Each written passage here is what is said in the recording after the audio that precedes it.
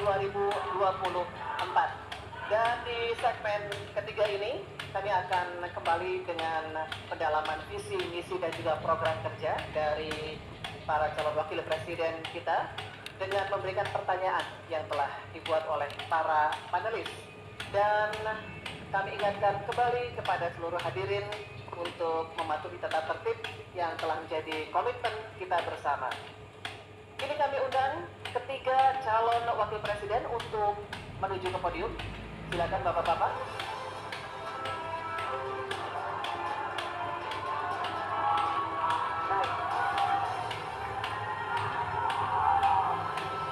Baik. Oke. Cukup ya? Kita bisa mulai? Oke, terima kasih. Mohon kerjasamanya semuanya. Kita akan mulai segmen ketiga ini. Kami informasikan sekali lagi kepada ketiga calon wakil presiden dalam penyampaiannya untuk tetap berada di podium. Terima kasih. Untuk segmen ketiga ini, pertanyaan dimulai untuk calon wakil presiden nomor urut 3, Bapak Mahfud MD. Untuk itu kami persilakan kepada panelis, Bapak Profesor Dr. Insinyur Ridwan Yahya, untuk mengambil undian subtema pertanyaan yang ada di dalam wadah. PMA untuk mengambil undian daftar pertanyaan dari dalam wadah.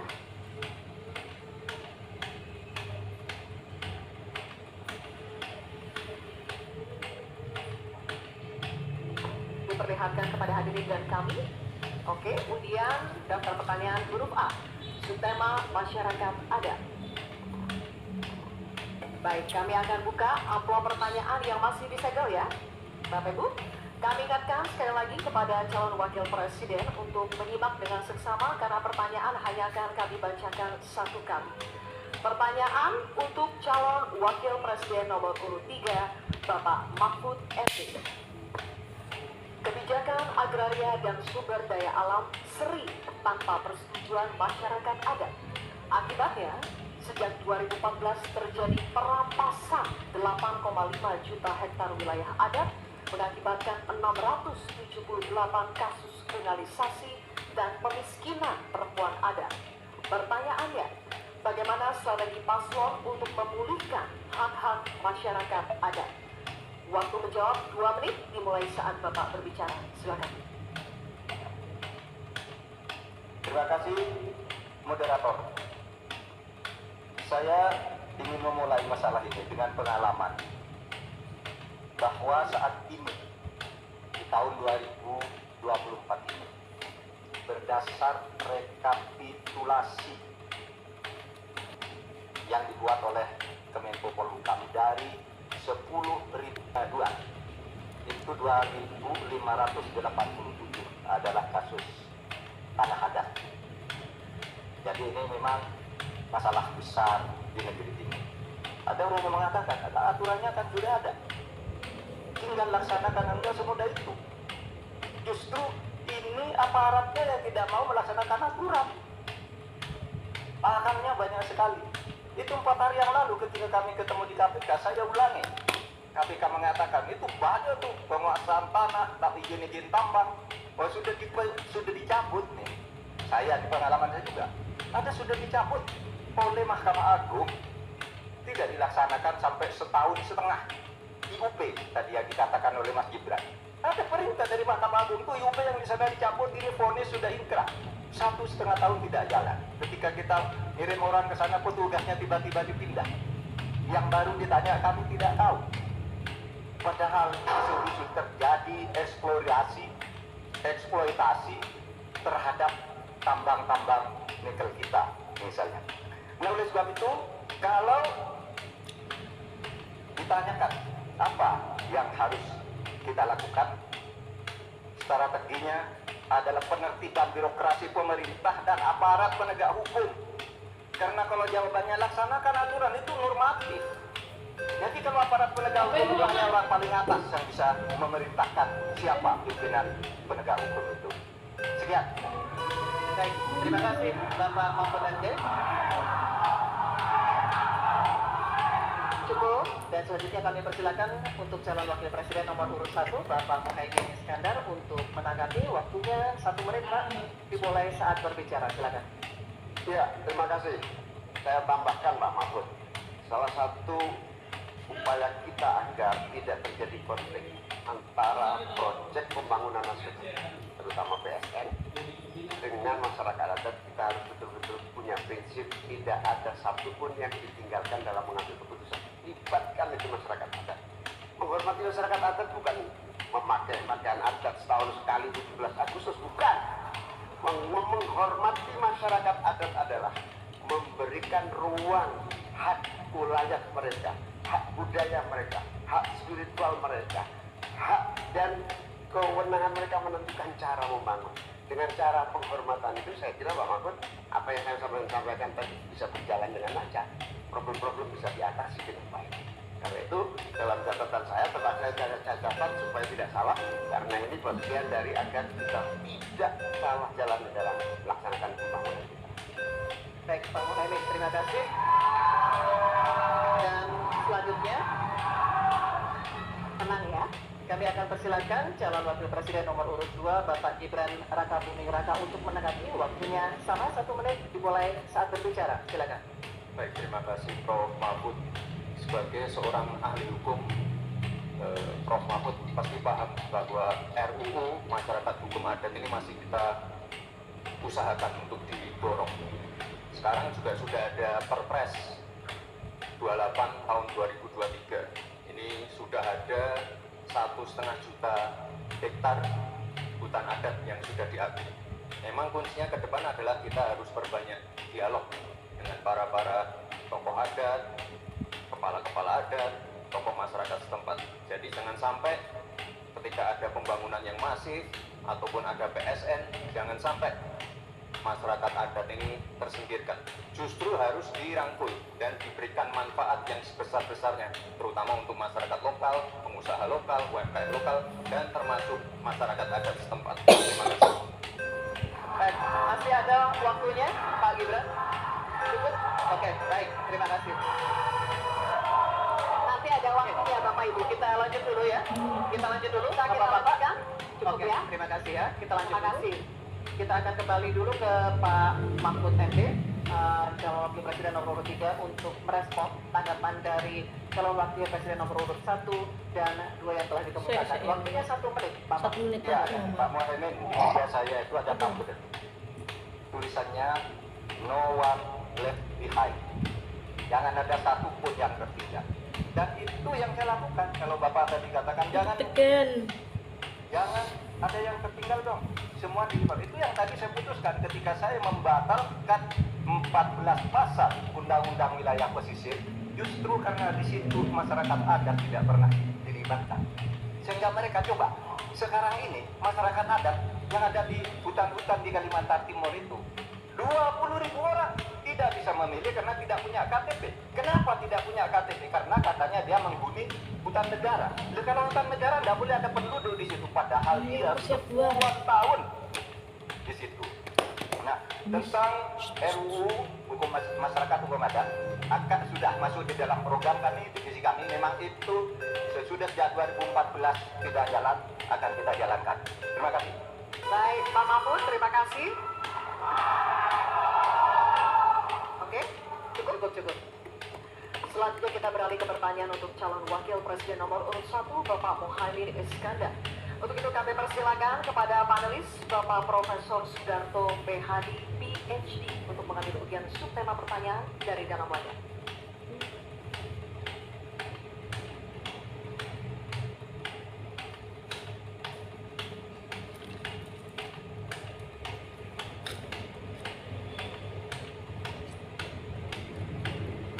Mohon tunjukkan kepada hadirin dan juga kepada kami. Subtemanya adalah desa. Baik. Selanjutnya kami persilakan panelis Ibu Profesor Dr. Sulistiowati Irianto untuk mengambil undian daftar pertanyaan dari dalam wadah. Silakan.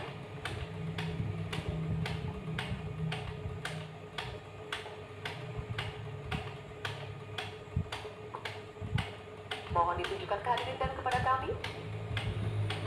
Huruf A. Baik. Subtema desa huruf A. Amplopnya masih dalam keadaan tersegel, Bapak. Saya akan buka amplopnya dan kami ingatkan kembali kepada calon wakil presiden untuk mendengarkan pertanyaan dengan seksama karena pertanyaan hanya akan kami bacakan 1 kali.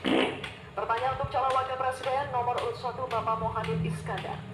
Desa adalah daerah yang cenderung ditinggalkan warganya.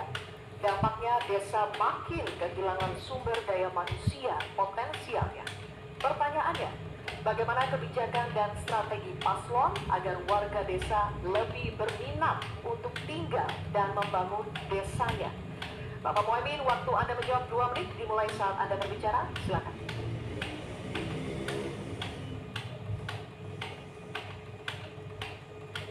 Terima kasih. Saya catat sedikit. Yang penting ini bukan catatan Mahkamah Konstitusi. Hadirin sekalian yang saya muliakan, sebetulnya diawali dari paradigma pembangunan terjaga dan lestari. Oleh karena itu, sejak kita mengawali undang-undang pembangunan desa yang diikuti dengan penerapan dana desa yang terus meningkat dari tahun ke tahun, akan terbangun infrastruktur dan transformasi desa dari desa tertinggal menjadi desa maju dan mandiri. Hari ini sudah 13.000 desa yang tertinggal menjadi desa tinggal, sudah menjadi desa maju, desa mandiri.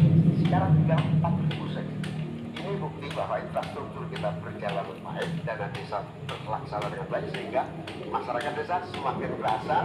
Nanti ke depan kita akan siapkan lagi, naikkan lagi anggaran 5 miliar per desa. Agar apa? Tidak hanya infrastrukturnya yang baik, tetapi juga ada kehidupan ekonomi yang tumbuh melalui BUMDes, melalui berbagai kegiatan wirausaha yang tumbuh, pertanian, peternakan, ekonomi kreatif tumbuh di desa, sehingga orang tertarik di desa. Jadi infrastruktur beres, pembangunan sarana prasarana tumbuh, kegiatan ekonomi memadai, dan desa terjaga menjadi komunitas yang membanggakan, sehingga masyarakat tidak lagi tertarik menjadi urbanisasi, tapi justru kembali ke desa, membangun desa untuk pembangunan bangsa.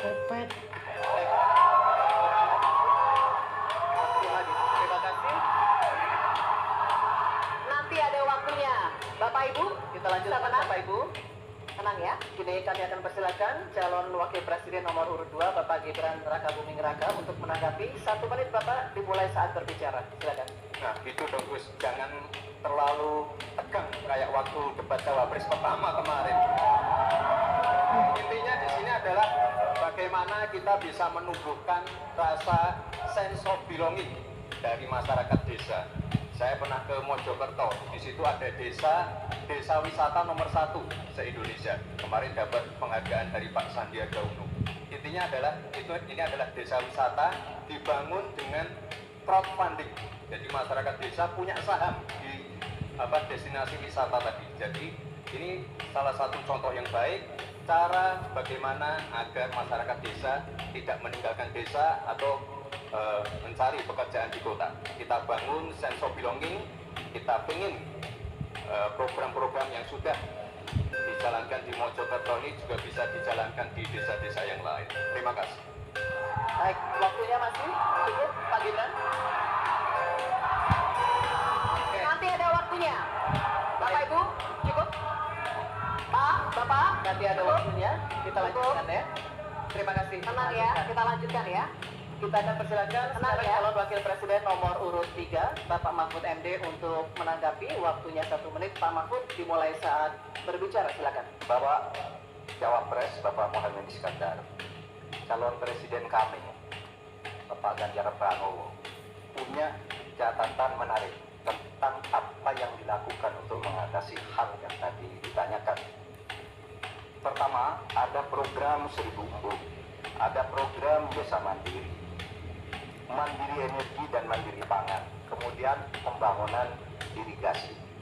Lalu di daerah istimewa Yogyakarta ada satu daerah Panggung Harjo. Desa Panggung Harjo itu dikenal sangat maju, operasinya jalan, irigasinya jalan, UMKM-nya jalan, dikelola oleh desa itu dengan baik. Nah, masalahnya sekarang sebenarnya ada pepatah Deso Mowo Doro, Negoro Mowo Toto. Ini yang di daerah-daerah lain tidak jalan. Negara terlalu intervensi ke desa dalam soal-soal administratif. Terima kasih. Terima kasih Pak Mahfud. Kini kita akan kembali ke calon wakil presiden. Kita akan kembali ke calon wakil presiden nomor urut 1, Bapak Muhaimin Iskandar. Kami persilakan untuk merespon tanggapan dari cawapres nomor urut 2 dan 3 yang telah diberikan. Waktunya 1 menit, Bapak. Silakan.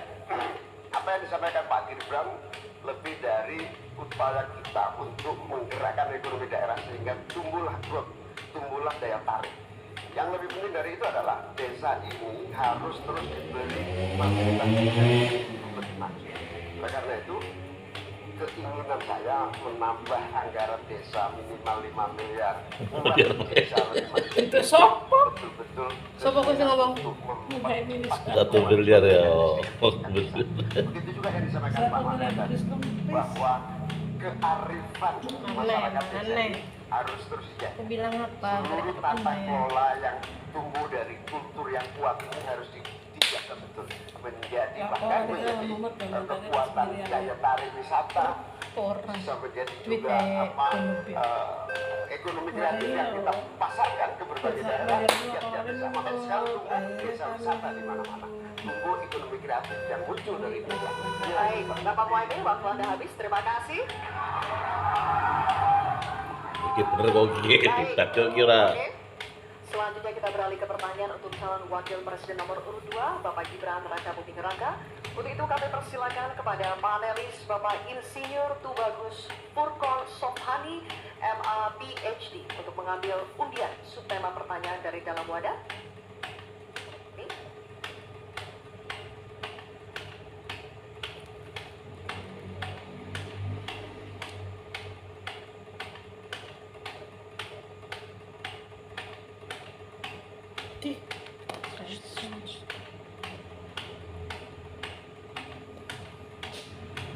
Subtemanya adalah agraria. Baik.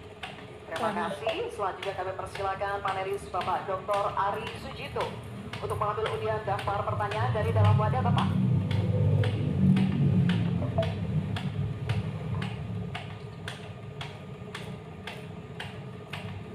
Mohon diperlihatkan kepada hadirin dan juga kepada kami. Huruf A. Oke. Subtema agraria, undian daftar pertanyaan huruf A. Masih tersegel? Amplop pertanyaannya. Kami ingatkan kembali bahwa pertanyaan hanya akan kami bacakan sekali. Oleh karena itu, mohon disimak dengan seksama. Pertanyaan untuk calon wakil presiden nomor urut 2, rombak ketimpangan penguasaan tanah, menyelesaikan konflik agraria, dan mengatasi kemiskinan. Namun, hingga saat ini reforma agraria belum berhasil diwujudkan. Pertanyaannya, bagaimana strategi paslon untuk mengembalikan tujuan reforma agraria sesuai amanat konstitusi? Waktu Bapak 2 menit dimulai ketika Anda berbicara. Silakan. Baik, terima kasih. Untuk program reforma agraria ini akan kami kuatkan dan kami sempurnakan. Sekarang sudah ada program PTSL, sudah berhasil membagikan sekitar 110 juta sertifikat. Dulu sebelum ada program ini hanya bisa menghasilkan dan membagikan 500.000 sertifikat. Bayangkan itu butuh berapa tahun untuk menyelesaikan masalah. Lalu sekarang juga sudah ada program redistribusi tanah ex HGU dan lain-lain disimpan di bank tanah untuk nanti diredistribusi ulang kepada para misalnya pengusaha lokal, petani lokal, dan lain-lain. Sekarang juga ada program One Map Policy. Ini sangat-sangat berguna sekali untuk mengurangi adanya konflik-konflik sengketa tanah, mafia tanah, dan lain-lain. Karena database-nya sudah digital, batas-batas tanahnya sudah tercapture semua di database. Ini akan sangat-sangat mengurangi yang namanya mafia tanah. Sekali lagi, reforma agraria akan kita lanjutkan dan kita kuatkan. Dan kemarin saya dan Pak Ganjar juga sempat mendapatkan predikat kota lengkap di kota Solo. Jadi Solo ini dari BPN sudah mendapatkan predikat kota lengkap. Garis-garis batas tanah-tanah wilayahnya sudah tercapture semua, sehingga nanti akan mengurangi sekali lagi konflik-konflik tanah, mafia tanah, karena semuanya sudah tercapture secara digital di database-nya BPN. Kuncinya di sini adalah digitalisasi. Dan tadi apa kota lengkap, one map policy ini sangat penting sekali untuk kita bagaimana nanti menyelesaikan konflik-konflik agraria ke depan.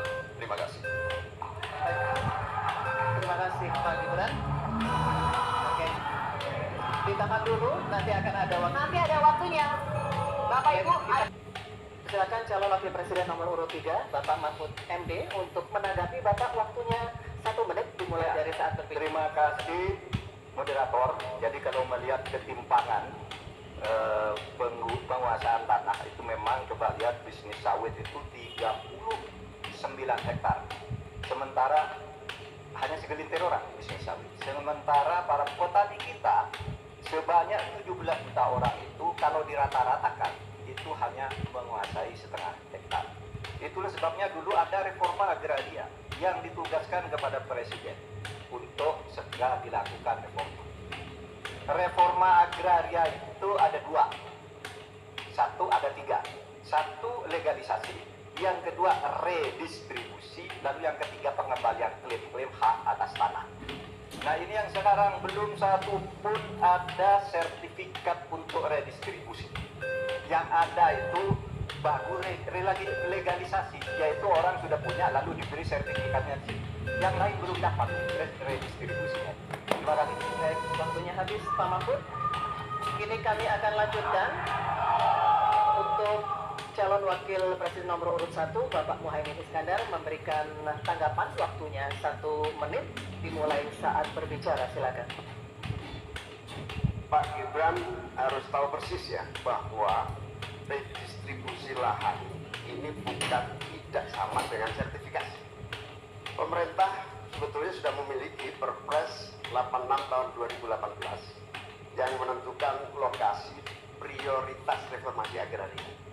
Sehingga sebetulnya sederhana, laksanakan itu dengan sungguh-sungguh, maka akan terdistribusi hak-hak tanah.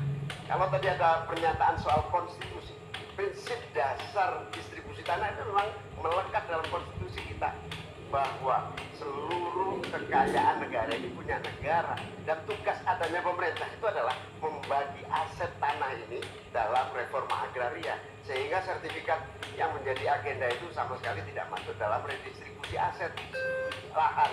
Sehingga kita harus berubah, kita tunjukkan bahwa terjadi distribusi lahan untuk petani semakin sejahtera. Baik, waktunya habis. Mohon cukup ya. tenang. Cukup. Nanti ada waktunya. Kita lanjut dulu ya. Kita akan kembali ke calon wakil presiden nomor urut 2, Bapak Gibran Rakabuming Raka, untuk merespon tanggapan dari cawapres nomor urut 3 dan 1. Waktunya 1 menit. Silakan. Baik, terima kasih Gus Muhaimin dan Prof. Mahfud. Tentunya untuk mengakselerasi proses redistribusi tanah, ini kan sudah ada MOU antara Mahkamah Agung dengan Kementerian ATR. Jadi ada sertifikasi hakim-hakim selama 40 jam diberikan pengetahuan tentang masalah-masalah tanah. Jadi sehingga ke depan bisa mempercepat dan mengakselerasi proses redistribusi tanah, terutama tanah-tanah yang masih bermasalah ataupun tanah-tanah ex HGU yang masih bermasalah juga. Jadi ke depan yang namanya pengadilan untuk masalah pertanahan ini akan bisa diselesaikan karena sudah ada MOU antara Mahkamah Agung dan Kementerian ATR. Dan ke depan fungsi dari bank tanah akan kita optimalkan sekali lagi. Jadi permasalahannya kita selesaikan di pengadilan, masuk ke bank tanah, lalu ke direstribusi ulang ke para masyarakat adat setempat atau pengusaha-pengusaha lokal. Baik, waktunya habis. Saatnya kita berikan apresiasi. Silakan untuk ketiga calon wakil presiden kita. Baik, pemirsa, kita akan jeda terlebih dahulu. Debat masih akan berlanjut di segmen berikutnya, di mana para calon wakil presiden akan saling tanya jawab. Untuk itu tetap di calon wakil presiden pemilu tahun 2024.